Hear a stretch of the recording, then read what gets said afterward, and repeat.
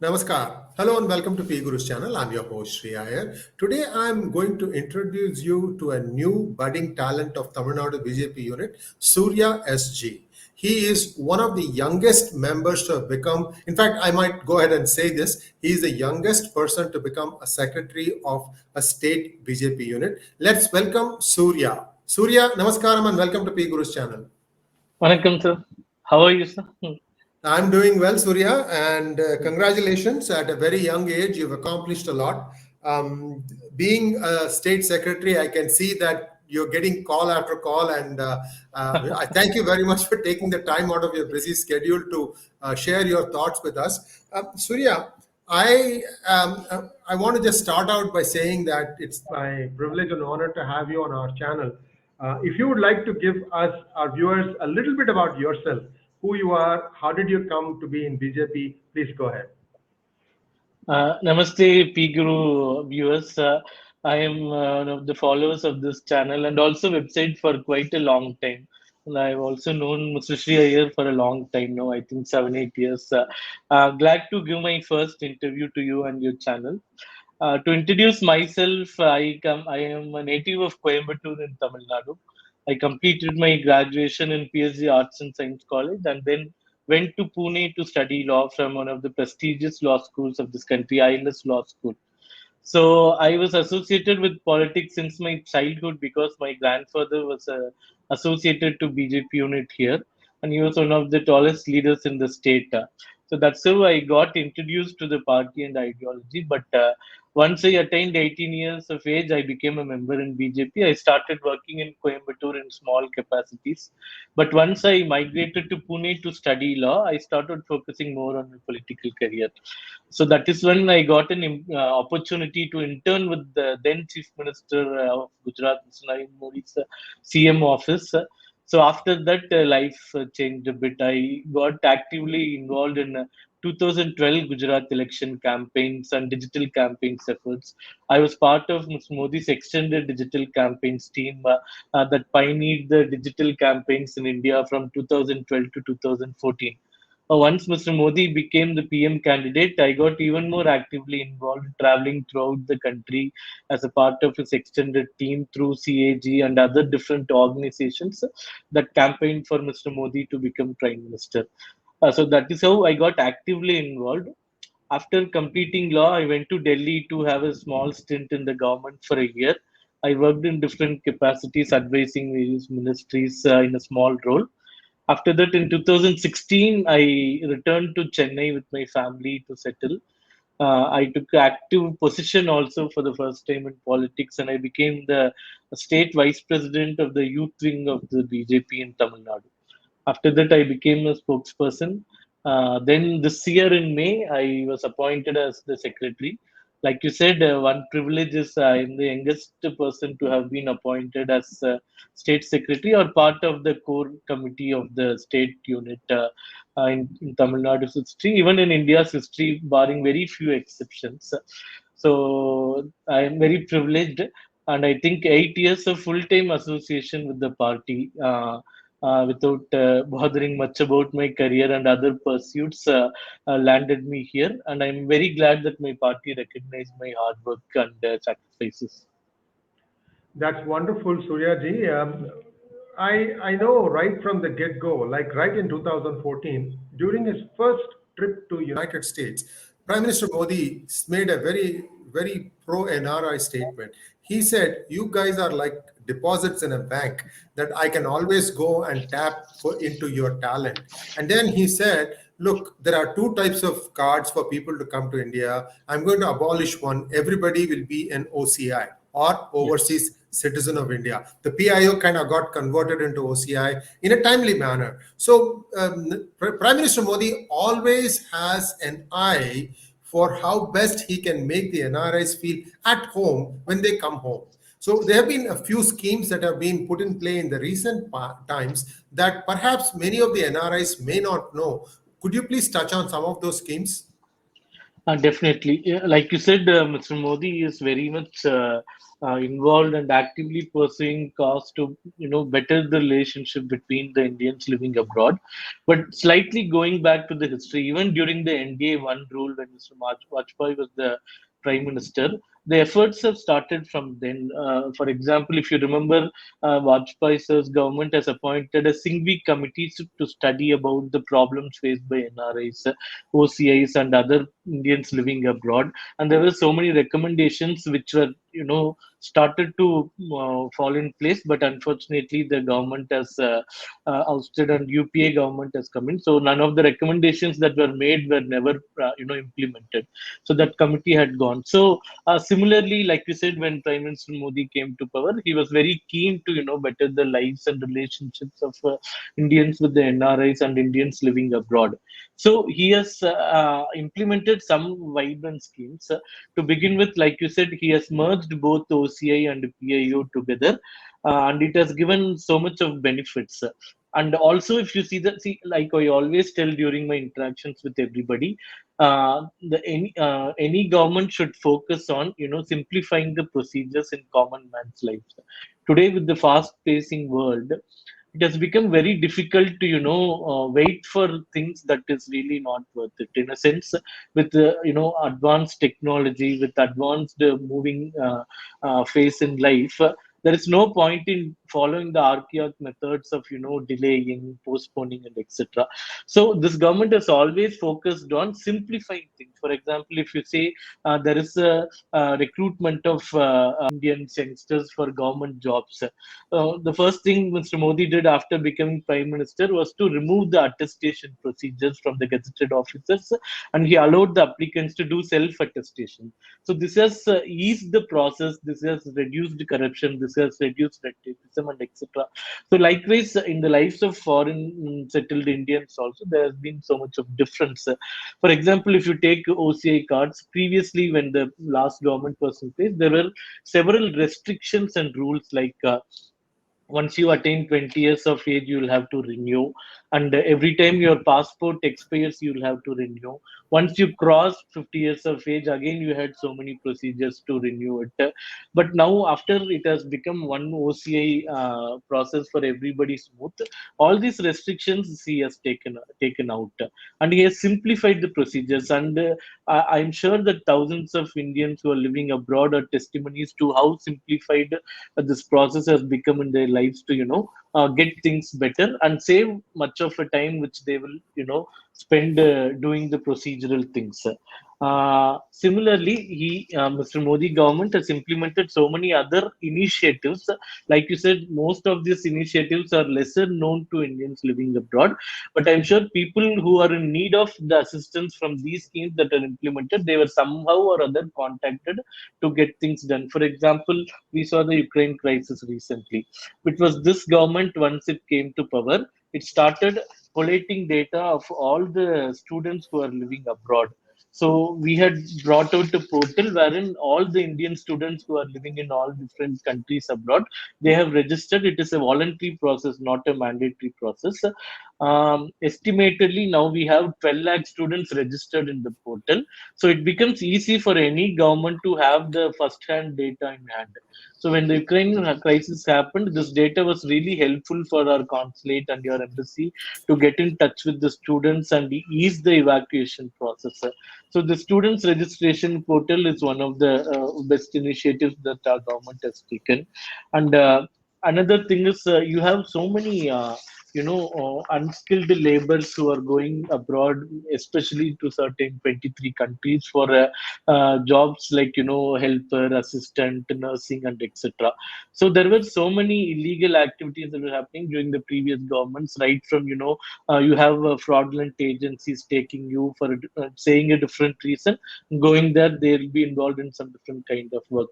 So there were many checks and balances that were put in place, and all the agents who are processing this, they were taken into a thorough background check.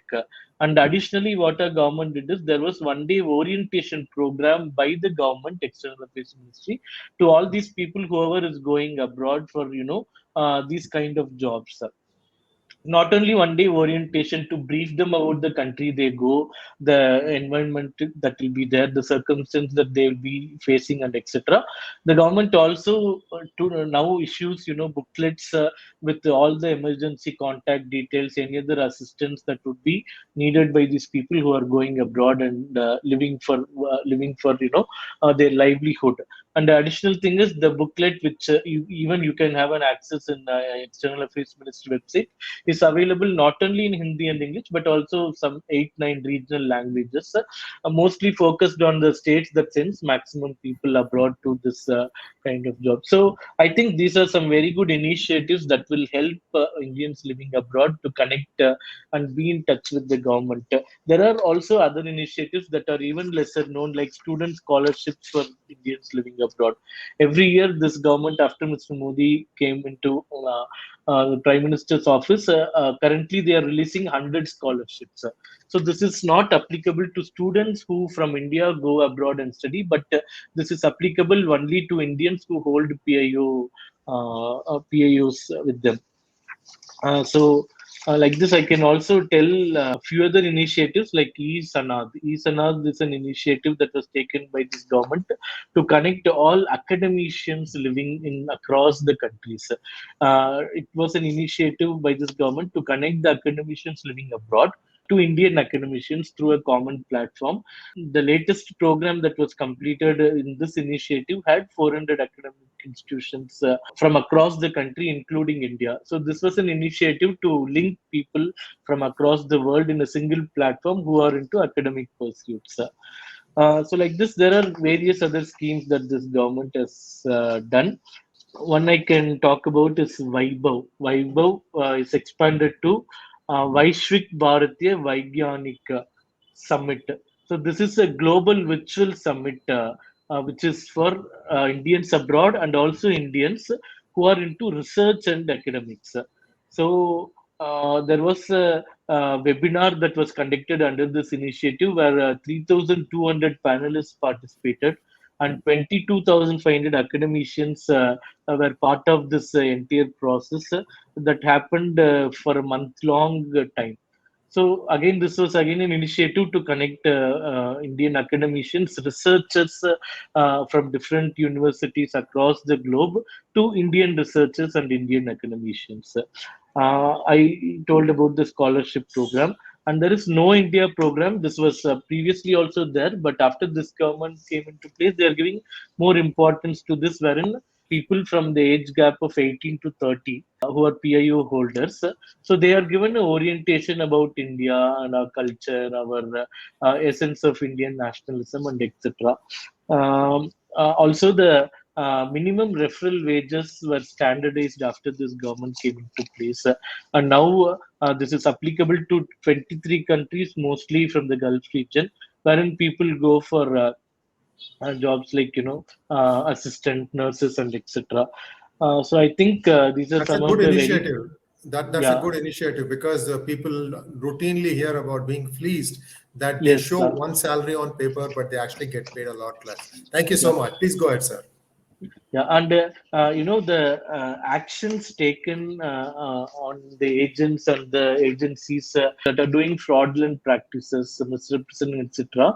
So our government is taking serious initiatives to block them from doing this business. Even doing business under different agency names, they are keeping a watch. So I think these are some important things that any government should consider for the betterment of Indians going abroad. So there is no compromise on this aspect. And also, practically speaking, these are things that we see in the government websites, see implementing it, etc. You also have some personal experiences with people living abroad, how the system works, how they are, coming into India, going out of India. So there's one, not one, so many times I heard, especially from Sri Lankan Tamils who are living abroad. So there is this, native Sri Lankan Tamils, Indian origin Sri Lankan Tamils, passport issue, visa issue. This has always been problematic. So I always hear from people during UPA regime. people were easily able to come doing some malpractices and etc. into the country. Now they keep saying that all the doors are shut, and any discrepancy, even at the slightest level, it is very difficult to get into the country. So, meaning there is no way to fraud the system. So I think this is one way good, because it is also about the internal security and etc. of our country. So almost every opportunity for people from outside to enter India through any illegal means is totally blocked in this regime. That is what I hear from people. So I think even people living abroad, they understand that in this government it is very difficult to do any malpractice and get into the country. And I'm glad it has come to this, because I think this is how every country that works in a constitution and applicable laws should function. Absolutely, Surya. I have seen this process evolve right through the Modi regime. In fact, I remember if you wanted to get a visitor's visa now, if you want to get a visitor's visa now, you have to give a separate undertaking saying that I am or I am not going to undertake religious conversion work. I mean, True, they absolutely make you commit one way or the other. So what happens is then if you're caught, then you are banned for I think 10 years from re-entering the country. These things true, are now happening in a fairly regular way, in a very routine way. You can't escape it. That's a very good thing because India deserves to know who's coming for what. So, true. Surya, you've done a great job, kind of catching up our viewers with a lot of things that are happening, which is benefiting the diaspora. Now, do you have any plans of going abroad, Surya? Certainly. So before I go there, can I add some very select points to Yeah, go explain your ahead. views? How, see, living abroad is one essence. Another thing is people who are aspiring to go abroad for different reasons.